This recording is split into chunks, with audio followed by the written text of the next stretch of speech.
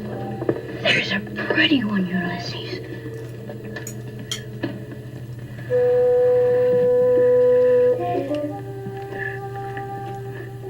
There it is. Hello, BookTube. I'm Shawn the Book Maniac. Welcome back to my channel. This is one of the biggest gets I've ever gotten on my channel. I have the noted Western Canadian writer Sharon Butala here today to talk about her latest novel, which comes out just after our conversation, Leaving Wisdom. Sharon Butala is joining us from Calgary. Welcome, Sharon Butala. Hi, Shawn. It's wonderful to be here and to talk with you. And those are lovely flowers you've got behind you. Is there a story? I'm going to take a wild guess. It might be Mother's Day flowers. Indeed, that's what they are. And the amazing thing is they came all the way from Spain. Oh. Actually, I have only one child, a son, and he happens to be in Spain on Mother's Day. So I was not expecting anything but the required congratulatory email, which I did receive. And then there was a knock on the door and these wonderful flowers. I wonder how they did that. That's just amazing. Oh, and you should smell them. Oh. The scent is That, marvelous. That's lovely. Sharon and I have a little bit of a linked history in that she lived for many years on a ranch near East End, Saskatchewan, and that's where my grandmother was born, and she knows some of my relatives there. So that's an interesting connection. Mm-hmm. Let me tell you a little bit more about Sharon. She's the author of over 20 novels and nonfiction books, but I think we would now put that at 21. 22.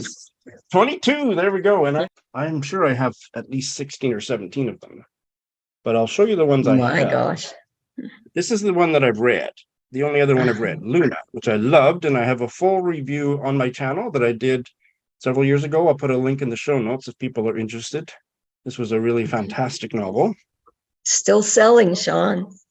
I'm so happy to hear that. It sure deserves to be. And I hope that I have been the reason for at least a handful of sales since my review went up.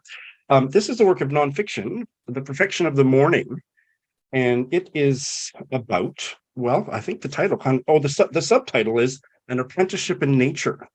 Beautiful work of nature writing that I think it's my mom's favorite book by you.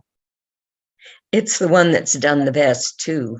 I just received royalties, the royalty report recently again. It's now up over 40,000 copies, and it's still selling, not, by the basket full, but nonetheless, it creeps out every year, a few more.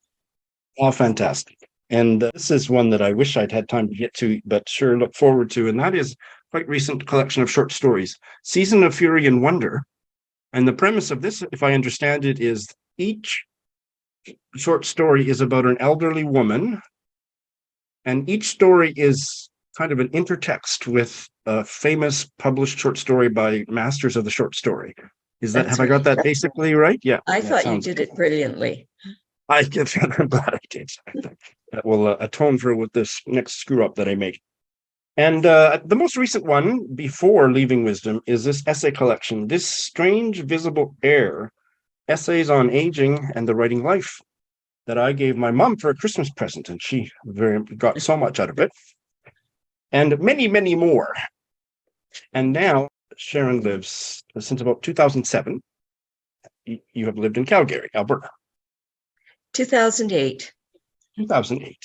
Yeah, Peter died in August 2007, and a year later, in October, I moved to the big city. Sharon, tell us the opening premise of your novel, Leaving Wisdom. Editing Shawn here. This is as good a place as any to say something that I forgot to say during the chat with Sharon. The book is now on sale. Today's the publication date. You can find it at fine Canadian booksellers. And also, I have checked, and it is available via online book retailers in America and the UK. I wanted to indicate a shift in thinking patterns, a shift out of a regular life into something much more spiritual, emotional, that sort of thing.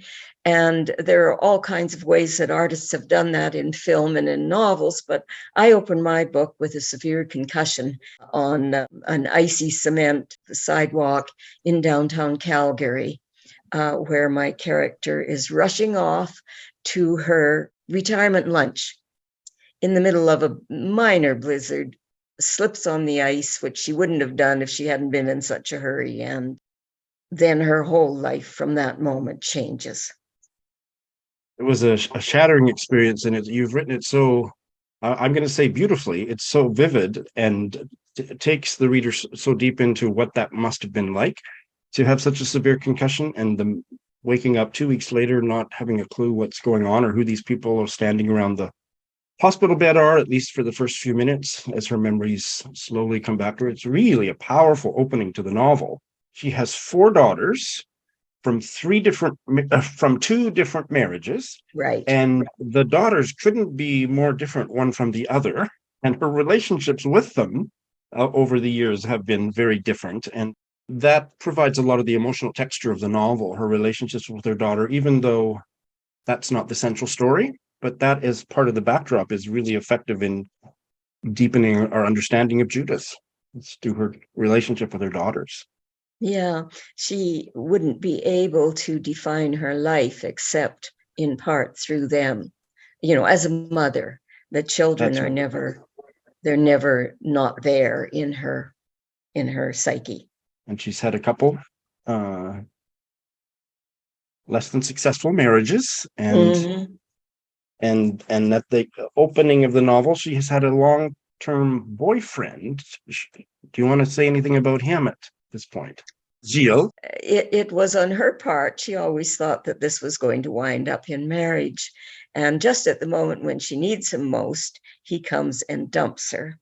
But it turns out that he has a good reason, which you don't recognize until much later on in the novel. It is another way of forcing her into a situation where she has to re-examine her life and her priorities and solve this one big mystery that has helped to make her who she is, only she has no understanding at all of what it was. Yes. She ostensibly, because she can't really afford the condo fees in Calgary anymore, she just ups and moves back to her hometown. Tell us about her hometown, and where does the story go from there? Well, she realizes she has to get out of the city. She can't live in her condo anymore. It's too noisy. It's in the Beltline. And, the racket, the constant racket. And if you've ever lived in Calgary, and I suppose most major cities now, there is the police helicopter that's constantly flying low around the city. And I had friends who lived in the Beltline and left for a small town because of it, because you can never be alone, the man said, if you're in a big city. Secondly, the noise from the helicopter wakes you up in the night, and the lights, as it comes down low, shine in and wake you up, and then you can't go back to sleep. So that's one of the issues for her. She has to get away from this constant racket, and the tiniest noise is like a thunderbolt in her ears because of the perceptual difficulties as a result of the severe concussion. The second thing is that many people in her line of work, and she was a social worker in child protection. I got a lot of the details about that from one of my sisters who was herself exactly that. Most people who do that kind of work, when they retire, if they were good at their work, the agencies are always needing people to fill in or just to sign on for a contract, a month, 6 weeks, whatever. And she had hoped to supplement her income by doing that, but now she cannot work. So she is too poor to live in the Beltline in a little condo in Calgary. And she's trying to make up her mind where to go. And her daughters tell her, hang in there and we'll find a place. And then she knows she's going home. And home is the village Wisdom in Saskatchewan. Yes, right. Mm-hmm. And so the title has got several layers to it. Leaving Wisdom. And Yes. she did read wisdom. Can you tell us about that in a non-spoilery way? When she was 15 years old, she left. She actually ran away. And although she believes that she was back more than once, she probably, almost certainly, never was. And the story has to be revealed and unraveled about why she left. And then, of course, what does a 15-year-old girl who knows nothing about life or the world, not even a city, do in that moment when she arrives there all by herself, burned her bridges? And so that story has to come out too. In that first couple chapters, the way she explains it to herself, or what her understanding at that time was, that her family was just so religious and secretive, and that's what she thinks is the reason that she left, and what she's always told people when they asked. But it was truly a combination of things. One was her sense of being unloved, and secondly, her sense that the world was bigger than what she had been born into, and she was pursuing finding out what that thing she was missing was, although as a 15-year-old, she could never have told you that. And without it anyway getting into any spoilers, the whole novel is about the circling back of the world is bigger than what's happening in wisdom. Well, there's a lot of things happening in wisdom that are very much related to what's going on in the larger world. And that's one of the ways that the very novel good. is so fabulously layered. Yes. Thank you. So she goes back to her hometown. She hasn't been back maybe ever, but certainly she has two siblings there, a sister and a brother that she hasn't seen maybe since she was 15 or for a long, long time, and they have been completely or almost completely estranged. And she buys a ramshackle little house. One of the first themes that I'd like to talk about is there's a lot of coming to terms in the novel. Judith is coming to terms with things, and you may suggest a better phrase, and I'd really like to hear it. But the first thing that I thought of that she's coming to terms with is her mortality. She almost died with this concussion, and she is suffering. Her recovery is slow, and she just has terrible headaches that are like an assault during the night, and she's nauseous so much of the time for weeks and weeks.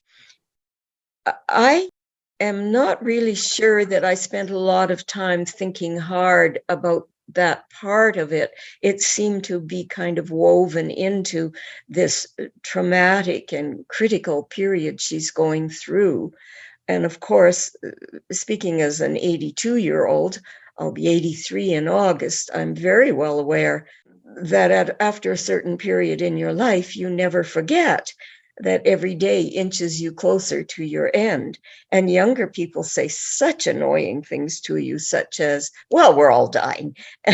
And, you can hardly say that's not true, but it's quite a different matter for a person who is past 65. One of the other things that I think that Judith is facing and coming to terms with is coming to terms with her past. That reminded me of your essay Storage, in this strange visible air. And I'd like to read a short passage from that essay. Just a couple sentences. I could not rid myself of my past, and I was learning that no matter how I finessed those memories, they would come back to strike me in the middle of the night, when they would wake me, and then I wouldn't sleep again, no matter how hard I tried to shove them back below consciousness. That really resonates with my reading of this novel. Yes. And I'm currently working on my third memoir, which doesn't yet have a title. And it's about memory. It's the same issue. You do your best. Well, various people handle their memories differently. For example, I have seen very old people who sit staring into space with a vague smile on their face, and they're not even present. They're living in the past. And other people who refuse to even discuss it, who will walk away rather than having a conversation about it. And I belonged more in the latter category myself, which I talk about in the new memoir. And I think it's an issue that I'm dealing with for Judith too, because she could not have carried on the way she did if she had not frantically fought to keep all these memories. Mostly, I would say, and you may have different ideas, as may other writers, do this out of shame, out of guilt, and maybe a little bit out of fear and also sorrow at what she's lost. And all these reasons she can't think about it. And then with all of the things that unfold in this novel, she has little choice but to begin that process of facing them.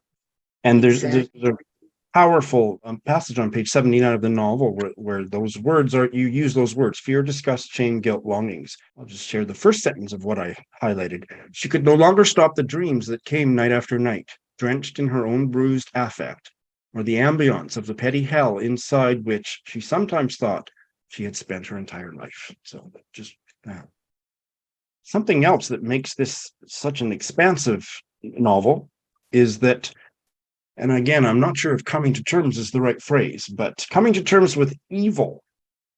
And she goes back to her hometown and she finds evil there. She finds small town bigotry that is really troubling in the 21st century. Tell us a little bit about that, including her neighbor next door, Saul Richter. In fact, maybe you want to start with the reading about her first meeting with Saul Richter. All right. Will it be okay if I read the whole scene and then in your editing you can stop me wherever fits best with the length of time? I don't think I'm going to edit. I'm not going to edit Sharon Butala reading anything. Go ahead. Well, okay, this is chapter 3. It's called Catching Up. It was early enough that nobody would be about, especially not in the park down by the stream that ran through town. She and her friends from high school used to go there after dark, mostly town kids. But if they could sneak away and had a way of getting to town and back home again, farm kids like herself would go too. They went there to smoke and use forbidden language, to drink stolen alcohol, and some of them anyway, to have sex. Otherwise, to neck or whatever it's called these days. There had been rumors of a gang rape, some girl from somewhere else, some girl who had it coming to her. She remembers when she first heard of it, it had frightened her so badly that for weeks she had stayed out of the park. She wonders now if she was afraid that she too had it coming to her. During her short walk there, she kept close to the hedges and whenever possible in shadow, skirting the weak penumbra thrown by the single light on each street corner.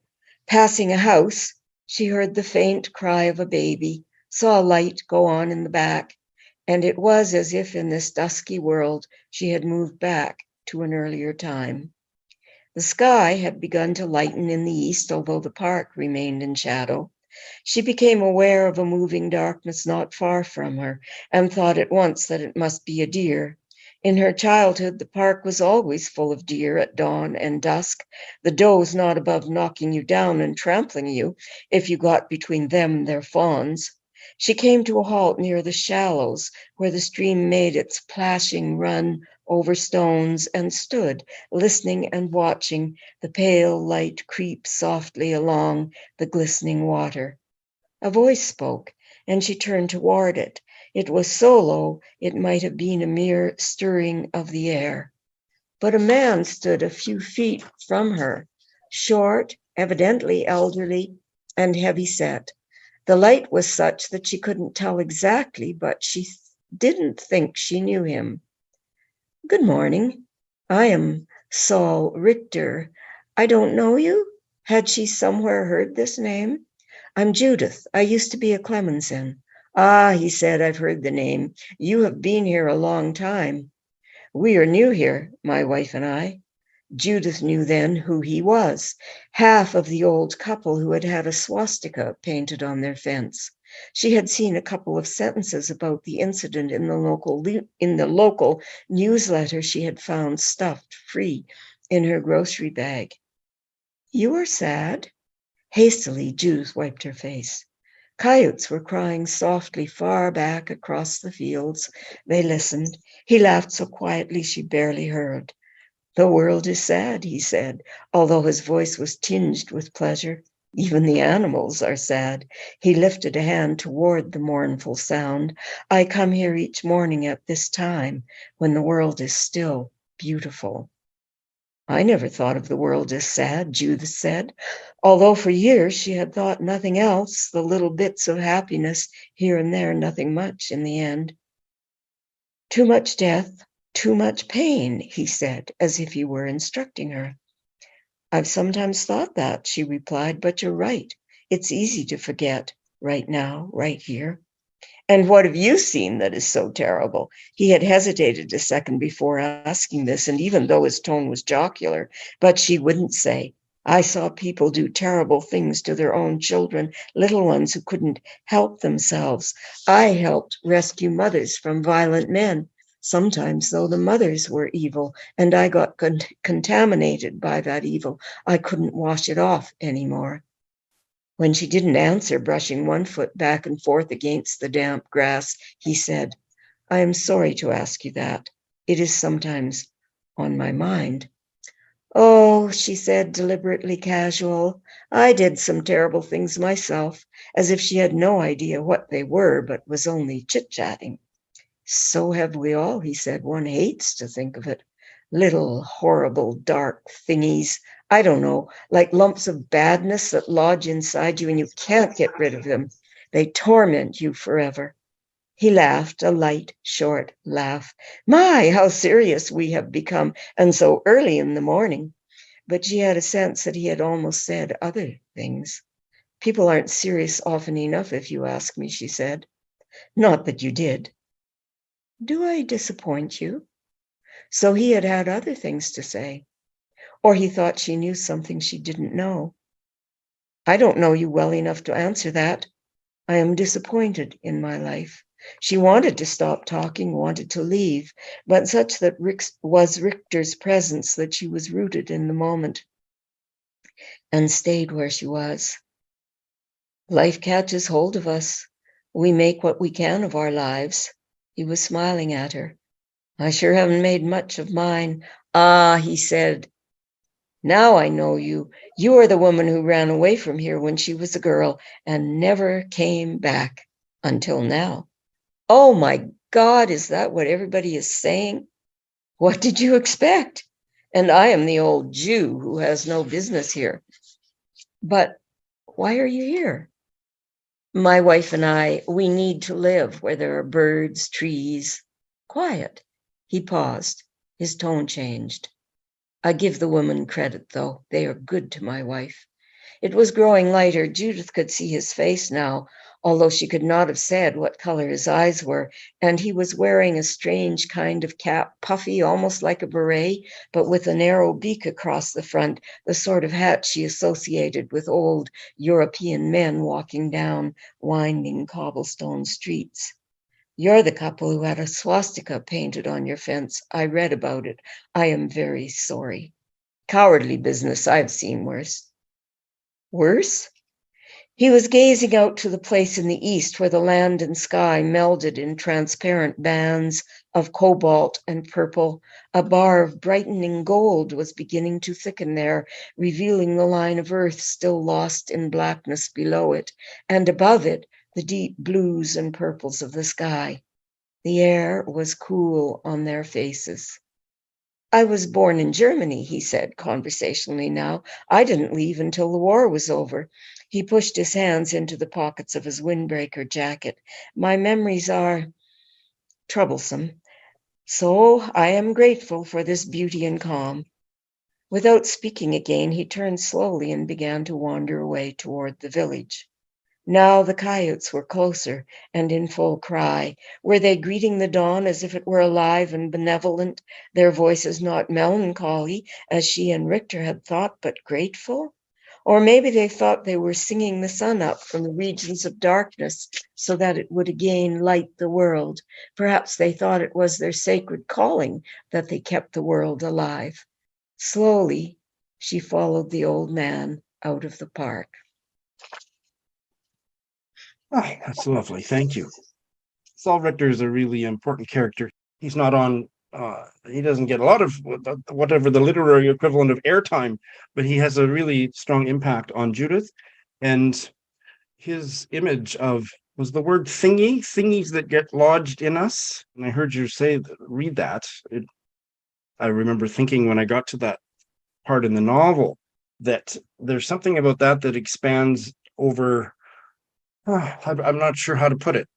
There's at least two strands of fiction. There's probably many more, but one is kind of the psychological novel, that everything is psychological, and the character, the psychological depiction of character is the point of the story, self-realization or healing wounds. And then there's more political fiction, which is about how society and government impinges on the individual. And what I think is really remarkable about this novel, I think that's a little bit of a false separation, but really what I'm trying to say, Sharon, is in your novel, you do such a marvelous job of putting those all together. One is the flip side of the other. And as the further you get into this novel, you realize that Judith's journey is about coming to terms with how the world has screwed up her forebears and the intergenerational trauma that has passed down to her and then through her to her daughters.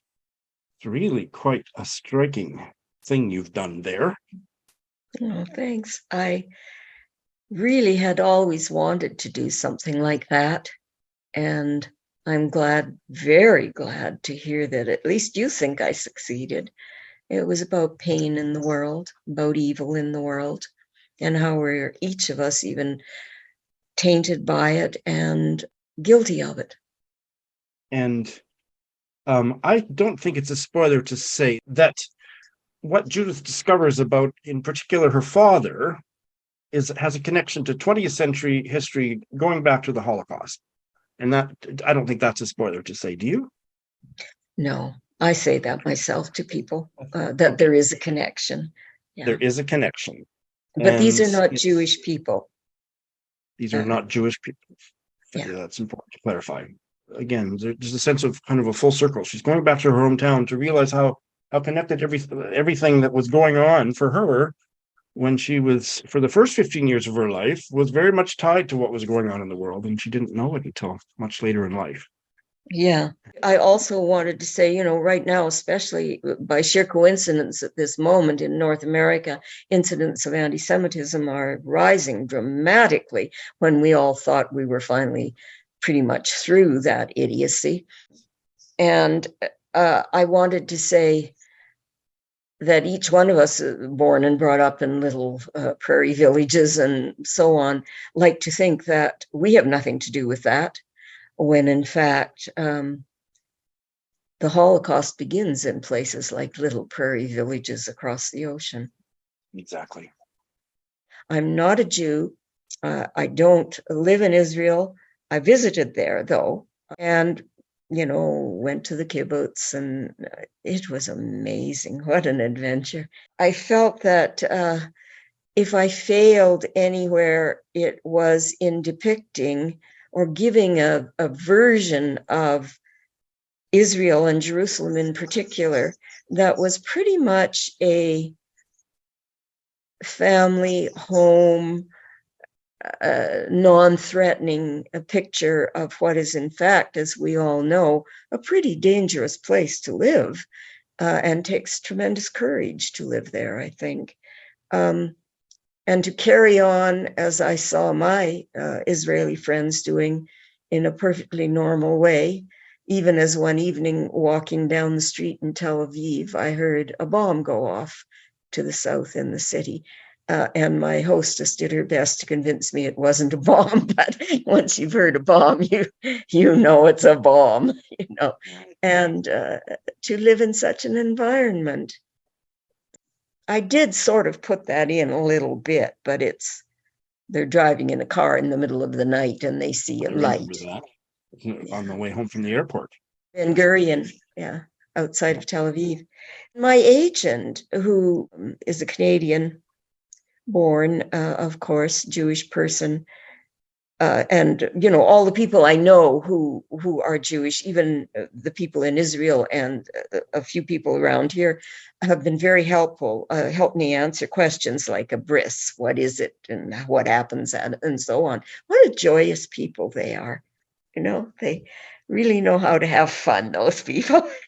I mean, within their own groups, in their own cultural setting, they're not like us in that regard. It's quite marvelous. Anyway, only my agent said, well, I don't know, it seems a little too maybe ignoring the enormous issues, although she didn't specifically say that. I can't remember how she put it. And I've been thinking about that ever since. But then I thought, how many books are there out there about a life in an Israeli city and the constant threats under which everyone lives every day?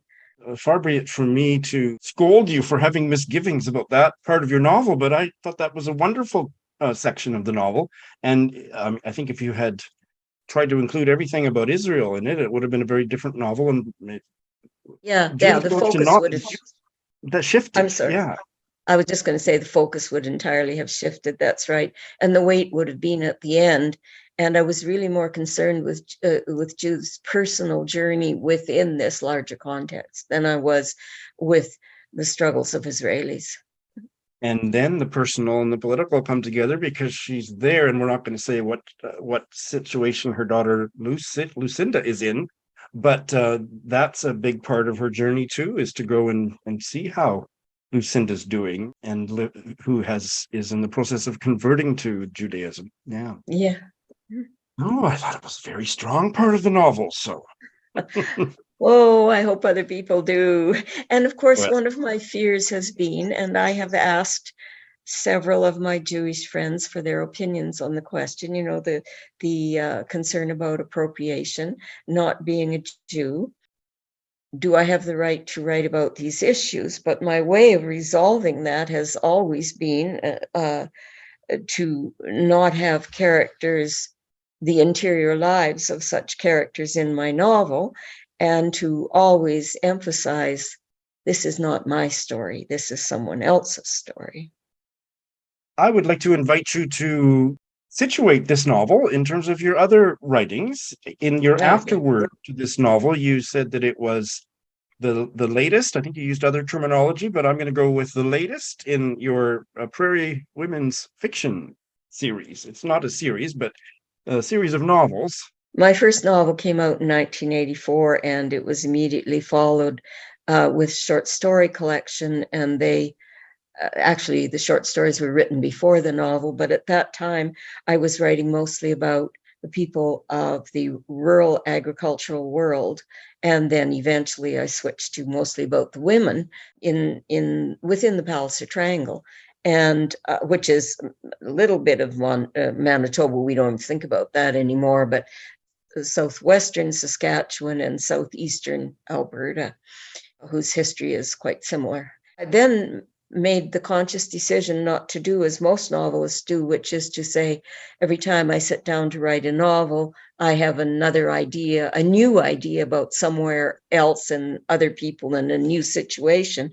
And I made the determination that I would choose this universe as my writing world, and my books would be about it. And so almost all of 22 books, that's what I've done. And I've tried to tell the story of those lives in all their many facets. And the last one was of someone who went away and came back many, many years later. And this was because, and it's certainly not only in the little town near where I lived, but in many, many rural villages across Canada, people, when they retire, usually single people like widows or men who never married, return to the villages they came from, where aside from perhaps family, if they have any left, they keep a very, very low profile, and they live in our area in one of these little old houses, and they probably buy their groceries in other towns because I never ran into them. I would hear from other people that so-and-so had moved in. And I always was, that really grasps a novelist. Why? Why would people come back? And then not really participate in village life much.